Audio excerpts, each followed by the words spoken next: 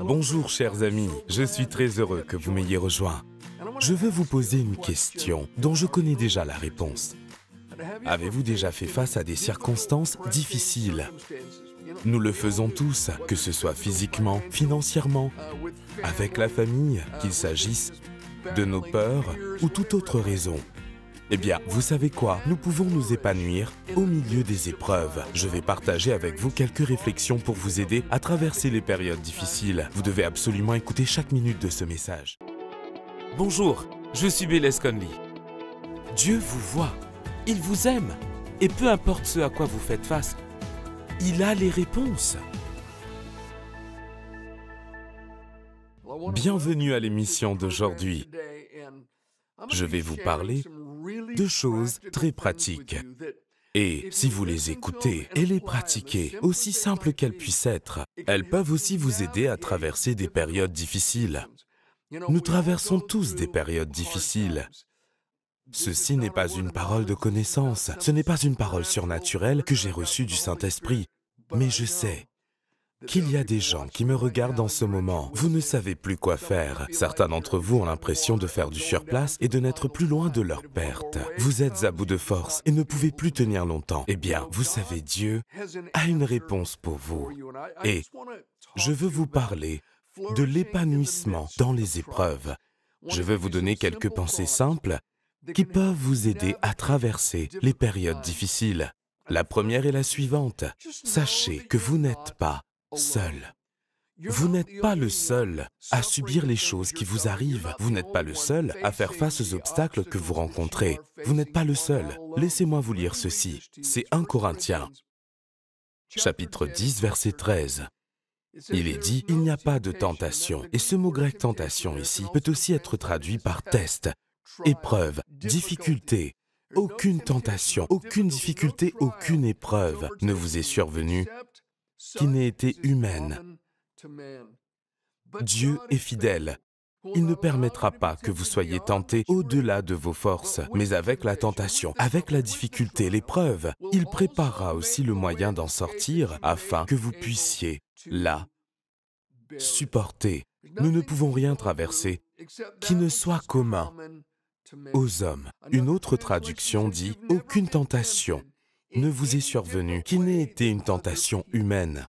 Une autre traduction dit « Les tentations que vous avez connues ont toutes été de celles qui se présentent normalement aux hommes ». J'aime la version Living Bible qui dit « Beaucoup d'autres personnes ont exactement fait face aux mêmes problèmes avant vous ». C'est vraiment réconfortant. Je me souviens d'une convention où j'étais il y a cela de nombreuses années. C'était une convention chrétienne, mais le thème principal était le leadership. Et il y avait des centaines et des centaines de pasteurs. Je me suis vraiment senti encouragé. Ce qui est drôle dans tout cela est la source d'encouragement. Je m'attendais à être béni, je m'attendais à grandir et à apprendre des choses. Mais la chose qui m'a le plus encouragé, c'est qu'il y avait un pasteur là-bas. C'était l'un des orateurs. Il avait une église de taille similaire à la nôtre. Et il a parlé très ouvertement des difficultés qu'il rencontrait. Il avait été trahi par un membre de son staff qui était proche de lui. Et cela était une épreuve pour lui. Il a parlé de tout ce qu'il traversait. Et j'ai été grandement réconforté par le fait que ce type avait des épreuves. Vous pourriez trouver cela bizarre, mais en fait, ce n'était pas le cas. J'ai été encouragé parce que j'étais confronté exactement aux mêmes choses. Et je réalisais que je n'étais pas le seul. Voici, je faisais confiance à Dieu. Je lui demandais la sagesse et je savais que j'aurais la victoire. Je n'étais pas vraiment stressé, mais j'ai réalisé que le frère faisait face aux problèmes et aux défis similaires, avait expérimenté la fidélité de Dieu tout comme moi. Et c'était un grand réconfort pour moi. Il est bon de savoir que l'on n'est pas seul. Savez-vous qu'il y a sans doute des gens qui regardent ceci? Peut-être vous ne les avez jamais rencontrés, mais ils ont déjà eu la même maladie que vous. Dans certains cas, il s'agit peut-être d'une maladie qui est incurable. Peut-être que le médecin a dit qu'il n'y a plus d'espoir pour vous. Et ils ont expérimenté le pouvoir de guérison de Jésus. Mais ils ont été confrontés à la peur. Ils savent ce que c'est que d'avoir la pensée pleine de doutes, avoir ces pensées assaillantes qui submergent comme les vagues de la mer. Et on se demande, est-ce la fin pour moi? Vais-je mourir? Et que va-t-il arriver à ma famille? Pourquoi cela m'arrive-t-il? Il y a d'autres personnes qui ont vécu les mêmes choses que vous et qui ont pourtant vu la fidélité de Dieu au milieu de tout cela. Il y a des gens dans notre Église qui ont été diagnostiqués en phase terminale de certaines maladies par leurs médecins. Les médecins font tout ce qu'ils peuvent et nous les aimons. Nous avons en fait beaucoup de médecins dans notre Église et ils s'attaquent à notre ennemi, la maladie, d'un point de vue physique, tandis que nous prenons la parole de Dieu et nous l'affrontons d'un point de vue spirituel. Mais j'ai des amis et des gens dans notre Église pour qui la mort était certaine et à qui l'on a dit que la science médicale ne pouvait plus rien faire pour eux. Et ils ont été guéris par la puissance de Dieu. Il y a des gens qui ont été à votre place, mon ami. Il y a des gens qui ont connu les sentiments d'amertume à cause d'un divorce. Ils ont été trahis par un conjoint et ont dû affronter la douleur du divorce. Mais ils en sont sortis victorieux et ont découvert que Dieu est fidèle, même lorsque les hommes et les femmes ne sont pas fidèles. Des gens ont connu les mêmes expériences que vous traversez avant vous. D'autres ont fait face à des défis incroyables, tout comme vous. Il y a des gens qui ont vécu les horreurs de l'abus sexuel et ils ont découvert que Dieu guérit les cœurs brisés. Il reconstruit les vies brisées. Ils ont découvert que malgré leur désespoir, après avoir été trahis et abusés par la personne qui devait les protéger, ils ont expérimenté la guérison. Et je veux juste que vous sachiez qu'il y a de la grâce pour vous. Vous n'êtes pas seul à souffrir. Il y a d'autres personnes qui ont connu le même genre d'épreuves financières, d'autres personnes qui ont perdu leur emploi, peut-être comme vous. Ils luttent contre les mêmes dépressions, les mêmes peurs, les mêmes pensées qui les ont assaillis. Quand Élie s'est enfui loin de Jézabel, après la victoire sur le mont Carmel, quand le peuple a dit « Le Seigneur est Dieu, nous allons le servir », et Élie a tué les 400 faux prophètes de Baal, mais Jézabel lui a dit « Je vais t'enlever la tête des épaules ».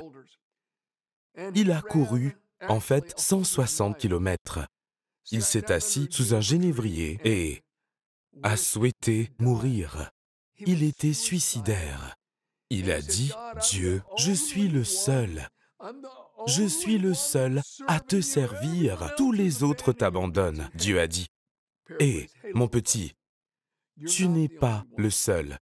J'en ai encore 7000 qui n'ont pas fléchi le genou devant Baal, 7000 autres qui vont de l'avant et me servent dans les temps difficiles. Élie, tu n'es pas le seul. Mon ami, je veux vous dire que vous aussi n'êtes pas seul. D'autres ont affronté et affrontent les mêmes choses que vous. Je voudrais vous lire quelque chose. Il s'agit de 1 Pierre, chapitre 5, versets 8 et 9. C'est un extrait de la Message Bible. Il dit « Soyez sobres, restez vigilants. Votre adversaire, le diable, rôde comme un lion rugissant, cherchant qui dévorer. Résistez-lui avec une foi inébranlable, sachant que les mêmes souffrances sont imposées à vos frères et sœurs dans le monde. Résistez-lui avec une foi inébranlable. Vous n'êtes pas les seuls. Je ne suis pas le seul. Nous ne sommes pas seuls. Nous avons toute une fraternité dans le monde entier. Ils vivent les mêmes épreuves que nous et ils découvrent que Dieu est fidèle dans ces épreuves. Dans les versets 10 et 11 de ce même chapitre, 1 Pierre chapitre 5, il est dit « Le Dieu de toute grâce vous a appelé en Jésus-Christ à sa gloire éternelle. Après que vous aurez souffert un peu de temps, il vous rétablira lui-même, vous affermira, vous fortifiera, vous rendra inébranlable. À lui, soit la gloire et la puissance au siècle des siècles. Mon ami, c'est Dieu qui a le dernier mot. Oui, c'est lui.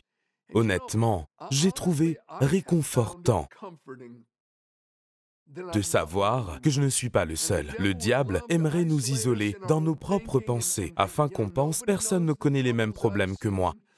Personne ne sait la profondeur de ce que je traverse. Non, d'autres ont vécu les mêmes choses que vous. C'est une bonne chose de le savoir. Bien, permettez-moi de vous donner une deuxième pensée qui peut vous aider à traverser les moments difficiles. C'est simple. Quand vous traversez une épreuve, quand vous faites face à des difficultés, n'oubliez pas de vous tourner vers Dieu et non vers l'homme pour votre réponse. Dieu seul est votre réponse. Oui, je sais que Dieu utilise des personnes. Nous en sommes reconnaissants, nous en sommes conscients. Nous nous attendons à ce que Dieu utilise des personnes dans nos vies. Nous attendons de Dieu qu'il nous utilise pour apporter bénédiction, soulagement et guérison aux autres. Mais nous regardons au-delà du naturel, nous regardons au-delà de la chair et nous réalisons que c'est Dieu, par son esprit. C'est lui qui subvient à nos besoins, c'est lui qui nous guide. Le verset que je venais de lire, 1 Corinthiens chapitre 10, verset 13 dit en gros, « Aucune tentation, aucune épreuve, aucune difficulté ne vous est survenue qui n'ait été humaine. Dieu est fidèle. » Dieu est fidèle. Il ne permettra pas que vous soyez tentés au-delà de vos forces. Il frayera une voie de sortie pour vous. Dieu vous frayera une issue pour vous, afin que vous puissiez supporter et traverser la difficulté victorieusement. Souvent, je pense que les gens, et je parle du peuple de Dieu, ne s'adressent à Dieu qu'en dernier recours, plutôt qu'en tout premier lieu. Mon ami, nous devons nous tourner vers Dieu avant toute autre chose. Nous devons d'abord prier. Ce n'est pas après avoir épuisé nos propres forces, ou après être allé à telle ou telle personne, ou après avoir essayé tout ce qui est humainement possible, que l'on doit décider de prier à Dieu, de prier tout en espérant que Dieu nous assiste en nous accordant une percée. Nous devons d'abord nous adresser à lui. Et son esprit nous dirigera, et il dirigera les gens, si c'est ainsi qu'il veut faire les choses pour nous aider. C'est un Dieu qui entend et répond aux prières. Le psaume 121, versets 1 et 2 dit « Je lève mes yeux vers les montagnes. D'où me viendra le secours? Le secours me vient de l'Éternel, qui a fait le ciel et la terre. » Nous devons nous en souvenir, lever les yeux, regarder vers lui. Notre aide vient de lui. Lorsque nos enfants étaient petits, le professeur de la classe m'a demandé de travailler avec les garçons. Il disposait de toute une demi-journée. Quelqu'un avait fait don de bouts de bois et d'autres choses à l'école. C'étaient en fait des morceaux de bois intéressants. La plupart d'entre eux avaient des formes différentes. Certains étaient comme une parfaite balle en bois. D'aucuns ressemblaient à un petit pied de table. D'autres avaient une toute autre forme. Certains étaient carrés. Il y avait des rectangles, des triangles. Il y avait toute une boîte pleine de ces objets. Et l'idée était que les enfants, j'avais pris tous les garçons dans ma session, ils avaient plusieurs heures pour fabriquer quelque chose. On m'avait demandé de les aider. Certains des petits garçons, ce n'étaient que de petits garçons. J'ai dit, je peux aider? Je n'ai pas besoin d'aide, je vais le faire moi-même. J'ai dit, d'accord. Ces petits garçons ont fini par venir vers moi. En fait, les autres avaient presque fini leur projet. Et les petits garçons qui ont refusé mon aide sont venus et ont dit, « Monsieur Conley, pouvez-vous m'aider ?» Ils n'avaient rien fait. J'ai dit, « Bien sûr, je peux vous aider. Il est préférable de nous adresser en premier à celui qui est plus grand que nous. N'oubliez pas de vous tourner vers Dieu. » Je sais que je parle à quelqu'un en ce moment même. Vous passez par des moments difficiles. Écoutez-moi, ce n'est pas une coïncidence, ce n'est pas une coïncidence que vous m'écoutiez ou que vous me regardiez en ce moment.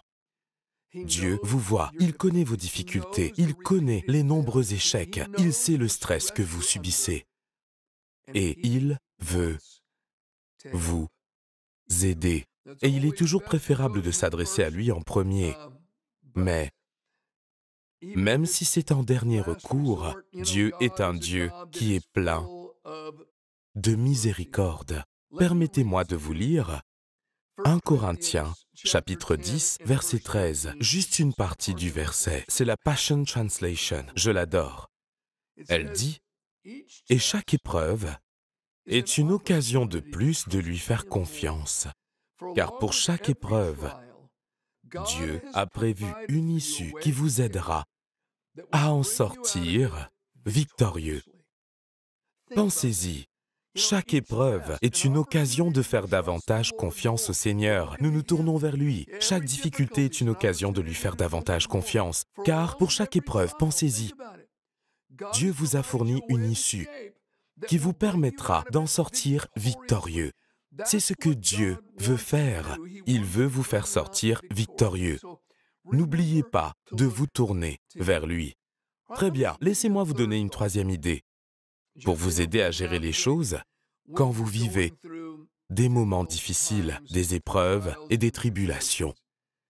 Quand vous endurez des épreuves, rappelez-vous qu'il y a une issue. Nous venons de le lire. Dieu fournit une voie de sortie. Il est dit qu'avec l'épreuve, avec la détresse, Dieu fournit aussi un moyen d'y échapper. Ce qui veut dire que le moyen d'y échapper était là avec l'épreuve quand elle est arrivée. Vous ne pouvez peut-être pas le voir immédiatement, mais mon ami, Dieu, avant l'existence de ce monde, a vu notre vie et chaque détail de votre vie. Il savait que vous m'écouteriez en ce moment. Il savait que vous seriez confronté aux choses auxquelles vous êtes confrontés. Et il peut s'agir de problèmes que vous avez causés par de mauvaises décisions. Dieu le voit, il le sait, et il est miséricordieux, et il vous aime. Avant la fondation du monde, il savait que vous seriez là où vous êtes maintenant, avec les problèmes. Il crée un moyen d'y échapper afin que vous puissiez les supporter. Dans l'épreuve, il t'offre une issue, une voie à prendre. Une voie pour t'échapper, comme le dit la Passion Translation, un chemin pour que vous en sortiez victorieux, même si vous ne pouvez pas le voir. J'ai raconté cette histoire à de nombreuses reprises. Vous m'avez peut-être entendu la raconter. Nous avions un bâtiment. Le vieil endroit où nous avions l'église, le bâtiment d'à côté, appartenait à un propriétaire chrétien, un homme de bien. Il m'a dit un jour, il a dit « Bélès, si vous pouvez recevoir un permis de la municipalité, je vous donnerai mon parking souterrain et vous pourrez l'utiliser le dimanche pour le culte. » Je suis donc allé là-bas un jour pour vérifier et pour voir combien de chaises nous pouvions y mettre. Je pense que nous avions 160 chaises dans notre auditorium. C'était il y a quelques années. J'ai fait le tour et j'ai pensé que nous pouvions probablement mettre 250, voire plus dans ce garage s'il n'y a aucune voiture. J'ai voulu partir et la porte du garage s'était refermée derrière moi. Bon, je me suis dit, pas de souci. Ils avaient un portail électronique et ceux qui venaient appuyer sur le bouton de leur petite télécommande, le portail s'ouvrait et ils entraient dans le garage. Je vais à ce portail avec des barreaux et je n'arrive pas à l'ouvrir. Je suis coincé, il pleut des cordes dehors. Je suis retourné et j'ai essayé d'ouvrir la porte, j'ai essayé d'ouvrir le portail et j'étais coincé dans ce parking sous une pluie battante. Finalement, j'ai vu un facteur passer. Je pouvais le voir dans la rue, en haut. J'ai crié et je lui ai dit « Hé, je suis coincé ici-bas !» Il est venu par les escaliers et m'a ouvert la porte. Quand je l'ai dit au propriétaire, j'avais rendez-vous avec lui pour encore discuter sur sa proposition. Je suis assis dans son bureau, je lui raconte comment je m'étais enfermé dans le garage et comment le facteur m'a fait sortir. Il se met à rire aux éclats. J'ai dit « Qu'y a-t-il de si drôle ?» Il a répondu « Eh bien, la grille qui est en bas, les barreaux qui sont dessus. » Il a dit « Il manque un barreau, vous auriez pu passer à travers. » J'ai dit « Ce n'est pas vrai. » Il a dit « C'est vrai. » Je suis descendu dans le parking et je me suis accroché au barreau pendant un long moment, tout en regardant et en espérant que quelqu'un vienne. Il manque une barre juste à côté de moi. Il y avait un espace large. J'aurais pu sortir sans même me tourner sur le côté.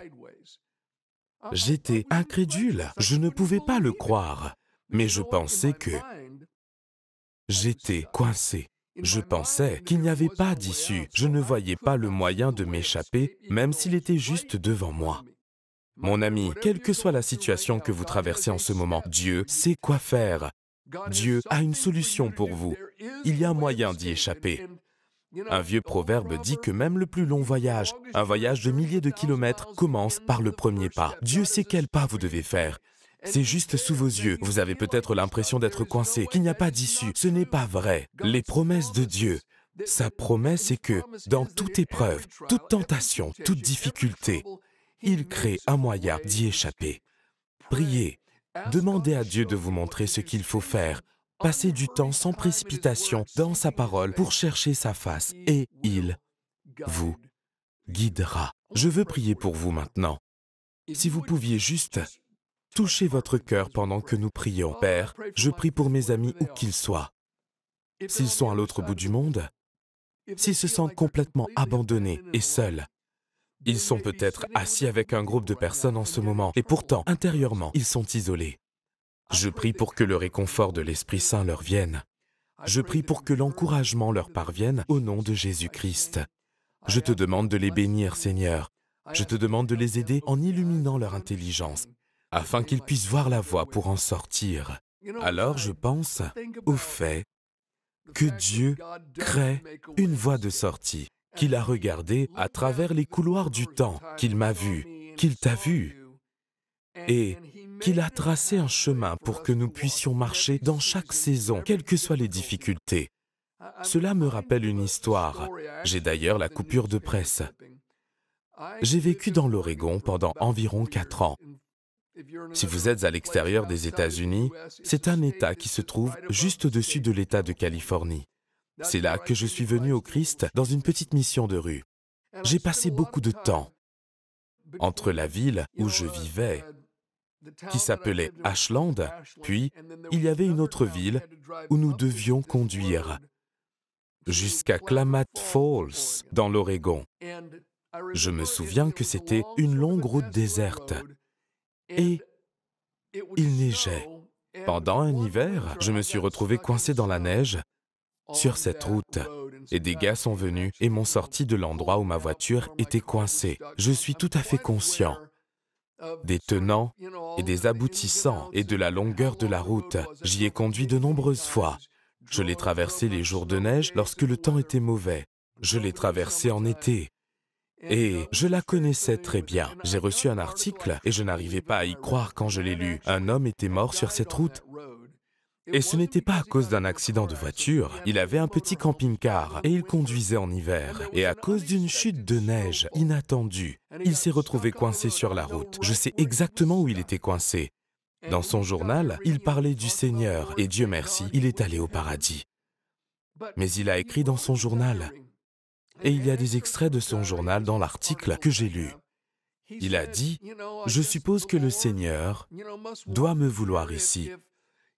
Il peut me sauver et peut-être qu'il m'enverra de l'aide. » Le gars est mort dans le camping-car. Il ne savait peut-être pas qu'il aurait pu partir de là où il était coincé en sortant du camping-car. Cela n'aurait certes pas été facile, mais il aurait pu suivre la route à pied. Très facile à suivre parce que la route était juste à côté de l'endroit où la colline se trouvait.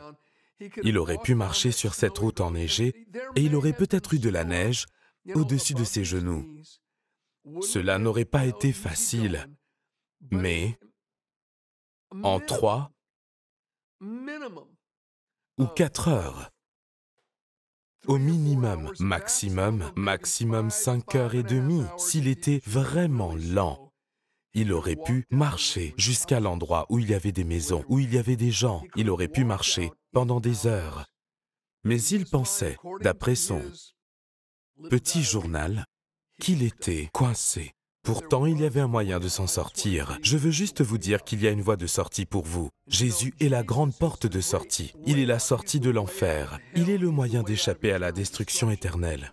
Lorsque nous étions perdus et défaits, Mort dans nos offenses, dans nos péchés, alors que nous étions ennemis de Dieu, le Christ est mort pour nous. Il a versé son sang précieux à la croix du calvaire et a payé le prix de nos péchés. Et après 3 jours et 3 nuits, la justice éternelle de Dieu a été satisfaite pour toujours. Jésus a été ressuscité d'entre les morts. Et si vous voulez bien mettre votre confiance en lui, mon ami, vous trouverez la voie de sortie. Jésus a dit, « Je suis le chemin, la vérité et la vie. » Il est le chemin vers le ciel pour quitter l'enfer. Il est le chemin de la gloire pour échapper à la destruction. Si vous faites appel à Jésus aujourd'hui, vous pouvez entrer dans une relation éternelle avec lui. Il vous aime, il vous voit et il vous attend.